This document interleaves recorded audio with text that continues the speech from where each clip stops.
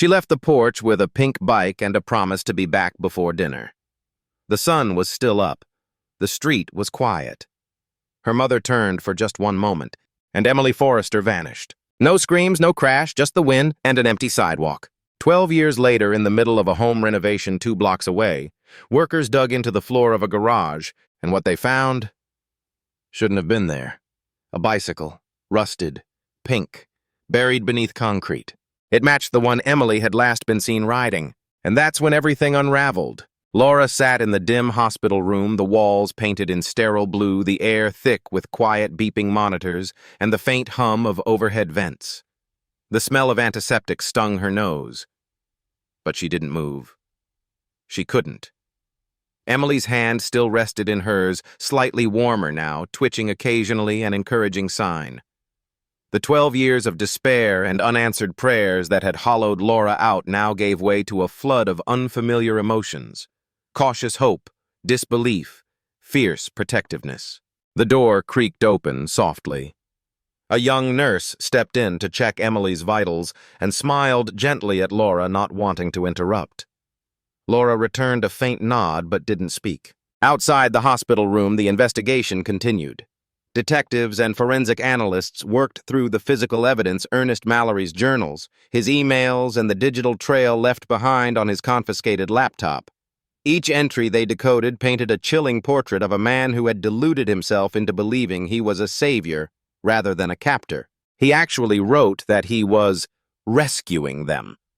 Detective Harland explained to one of the FBI agents reviewing the case. He monitored Emily for weeks before taking her. He'd planned every detail, the candy bar, the fake kittens, the garage trap. He even bought tranquilizers online from a dark web vendor. This wasn't impulse. It was methodical obsessive. Meanwhile, back in Cedarbrook Hollow, the townspeople were stunned. Many remembered the day Emily went missing, the candlelight vigils, the posters taped to telephone poles, the volunteer search parties combing the surrounding forests. For over a decade, the case had cast a long shadow over the town.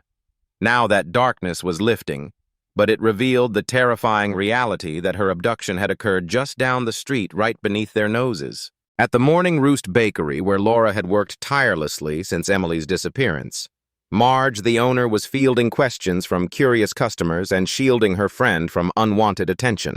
"I don't know any more than what the news said," she repeated for the 5th time that morning. "Let Laura be. She's got her daughter back. Let her heal." But the media was relentless. News vans lined the street outside the hospital. Journalists whispered theories, speculated on Emily's condition, on the fate of the other girls found with her, and on the possible implications of Ernest's hinted connections to a trafficking network. Inside the hospital, Emily stirred. Her eyes fluttered again, and this time they opened fully. She looked around, disoriented but aware. "Mom," she whispered. Laura leaned forward, tears welling again.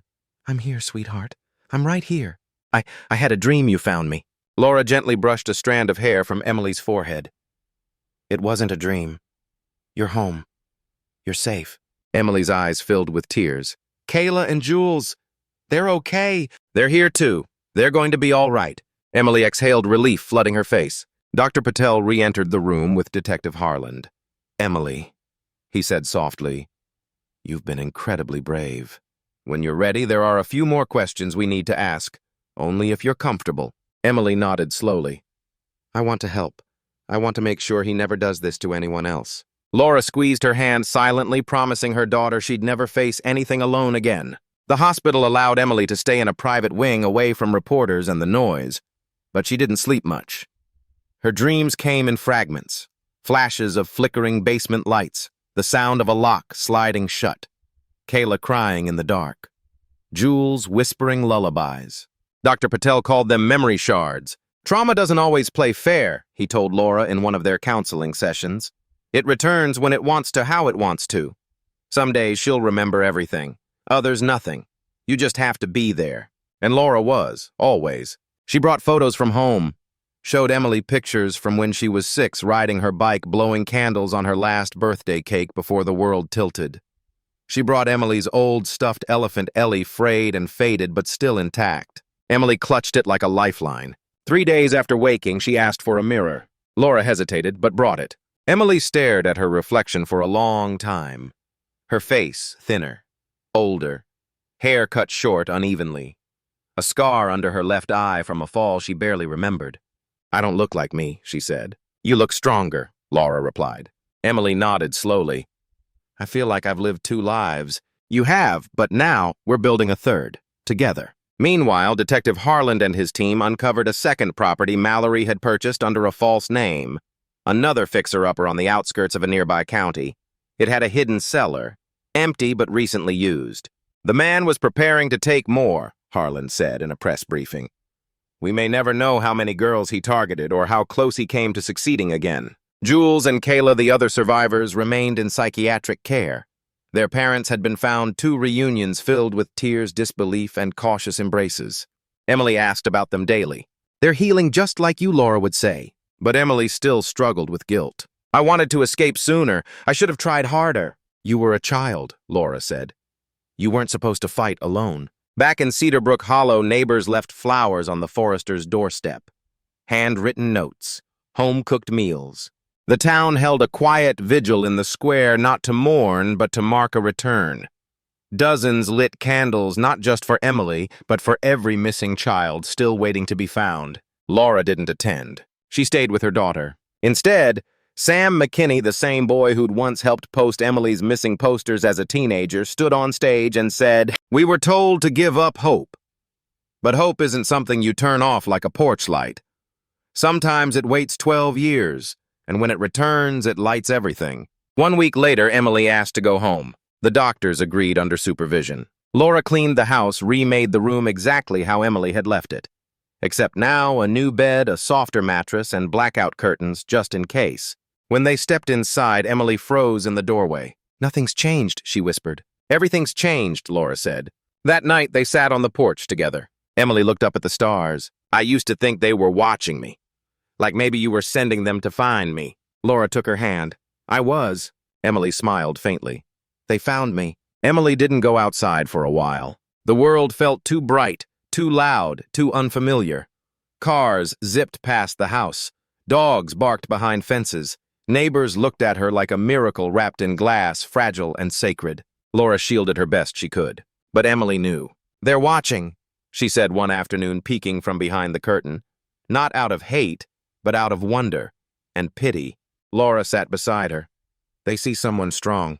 They see someone broken. Both can be true." One morning, Emily surprised everyone. "I want to visit the school." It had been rebuilt since her disappearance. New paint.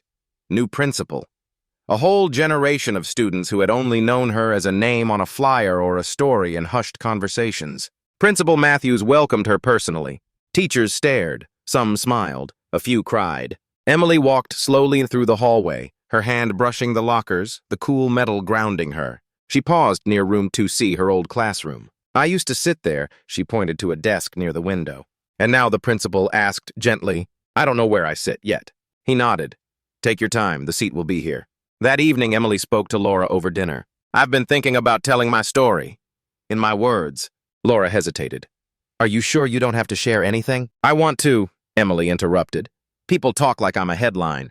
I want them to hear my voice." The first time Emily stood on stage again, it was in the town library. A community evening. Chairs packed with neighbors, police officers, teachers, parents, and other girls who had once looked at missing posters and wondered, what if it were me? Emily wore a simple dress, her hair in a loose braid. Ellie the elephant tucked in her bag like armor. The room fell silent as she stepped up to the microphone. Her voice trembled, but her words cut through the stillness like light through fog. "I was gone for 12 years, but I didn't disappear. I was alive. I was scared. I waited. I learned things I wish I never had to learn. And now, I'm here. I want you to stop looking at missing kids like shadows. We are people. We are stories. And when we come back, we don't need your pity. We need space to breathe. We need time. And we need to know we're not just memories." When she finished, no one clapped. Not at first, because they were too stunned. Then came the wave, and then the standing ovation. In the weeks that followed, Emily's story spread beyond Cedarbrook Hollow. Local news ran features. A national podcast reached out. But Emily chose carefully. She only gave interviews to journalists who let her speak in full, unedited. She wrote an essay for a national magazine titled "I Was Never Just Missing." It went viral. Support flooded in. Messages from survivors, from parents still searching, from people who had felt voiceless for too long. Emily started speaking at schools, quietly, gently, but powerfully. Her motto, "Don't look away, look closer." Laura sat beside her daughter's hospital bed for hours, her eyes fixed on Emily's face as if afraid to blink and miss even a flicker of consciousness. The antiseptic scent of the hospital, the rhythmic beeping of monitors, and the distant murmur of nurses moving through the halls faded into the background.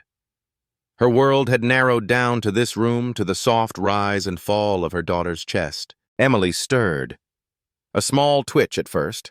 Then her lips parted and a soft sound escaped, a breath, a word, maybe even her mother's name. Laura leaned closer. "Emily," she whispered, her heart pounding. "Sweetheart, can you hear me?" The girl's eyelids fluttered. Then slowly, agonizingly, they opened. Her eyes, hazel like Laura's, searched the room before landing on her mother. "Mom," she croaked, her voice hoarse. Tears spilled down Laura's cheeks as she clutched Emily's hand. "Yes, baby. I'm here. I've always been here." Emily's eyes welled up. "Is it real this time?" "It's real," Laura said, voice breaking. "You're safe now." Over the next few days, Emily slowly regained strength. Doctors were amazed at her resilience. Despite the emotional scars, she was lucid, articulate, and incredibly brave. She recounted stories of captivity in fragments about Kayla and Juliana, about Ernest, about the fabricated stories he used to keep them subdued. Meanwhile, the investigation into Ernest's crimes expanded. The bunker beneath his home was a maze of horror.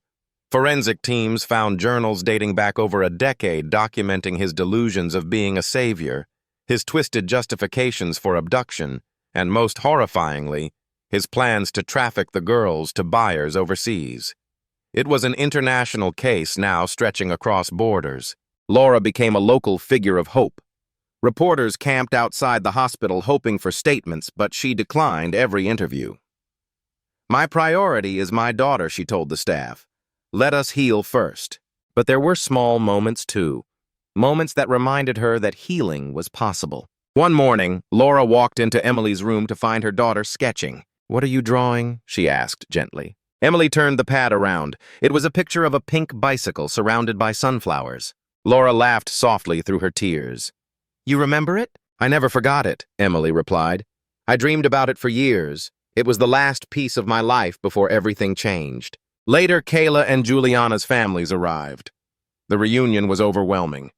3 families once shattered now stood together, bound by tragedy and the shared miracle of reunion. In a quiet moment, Laura approached Kayla's mother. "They survived because they had each other," she said. Kayla's mother nodded, wiping away tears. "And because you never gave up." Over time, the media frenzy died down. The trial against Ernest began 6 months later. He was charged with kidnapping, unlawful imprisonment, assault, and attempted trafficking. The evidence was overwhelming, and the jury returned a guilty verdict swiftly. He was sentenced to life without the possibility of parole. Emily, now 20, chose to attend some of the court proceedings. It was her decision to face him, to show him she was not broken. "I want him to see me standing," she told Laura. "I want him to know I'm not afraid." Laura beamed with pride. After the trial, the Forresters moved to a new town, not to hide, but to restart. Emily enrolled in college, studying psychology. "I want to help other survivors," she said. "I want to be what I needed when I was in that bunker." As they packed up their old home, Laura found a forgotten box of Emily's childhood toys. Among them was a picture Emily had drawn when she was 5, her on a pink bike with the sun beaming above and her mother waving from the porch. She took the drawing and framed it. Years later, that image would hang in Emily's office, a reminder of where she came from and what she overcame. Because sometimes justice comes not in one grand moment, but in every breath taken after the pain, in every sunrise that follows a night of darkness, and in every mother who refuses to stop searching for the child she loves. If this story stayed with you, if it reminded you that even the coldest cases can thaw with love's strength and truth, share your thoughts in the comments. What would you say to Emily or Laura if you could? Like this video if you believe in the power of never giving up. Subscribe to Tim's Stories for more emotional, true narratives that matter. Share this with someone who still believes in miracles even 12 years later.